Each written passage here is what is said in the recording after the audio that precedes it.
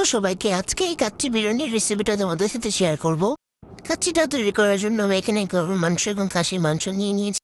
তারপর টক দই, আদা বাটা, রসুন বাটা, গরম মশলা, কাচ্চি বিরিয়ানির প্যাকেটের মশলাটা, পেঁয়াজ কুচি এবং পেঁয়াজ পেস্টটা দিয়ে নিয়েছি এবং কিছুটা লবণ আর কিছুটা মরিচের গুঁড়া দিয়ে এটাকে ভালোভাবে মাখিয়ে নিচ্ছিলাম। তারপর এরপর পেঁয়াজ বেরেস্তার যে তেলটা ছিল সেটা দিয়ে আবারও মাখিয়ে নিচ্ছি। মাখিয়ে এটাকে কিছুক্ষণ রেখে দিতে হবে। তারপর আমি এখানে কিছুটা আলু কালার দিয়ে ফ্রাই করে নিয়েছি এবং মাংসটাকেও হালকা কুক করে নিয়েছি। তারপর রাইসটাকে সিদ্ধ করার জন্য আমি গরম পানির মধ্যে তেল, লবণ এবং জিরা দিয়ে রাইসটাকে সিদ্ধ করে নিয়েছি। তারপর যে পাতিলে আমি কাচ্চিটাকে দমে বসাবো সেই পাতিলে মাংস নিয়ে নিয়েছি, বেরেস্তা দিয়ে নিলাম এবং আলুগুলোকে ভালোভাবে সাজিয়ে নিচ্ছিলাম।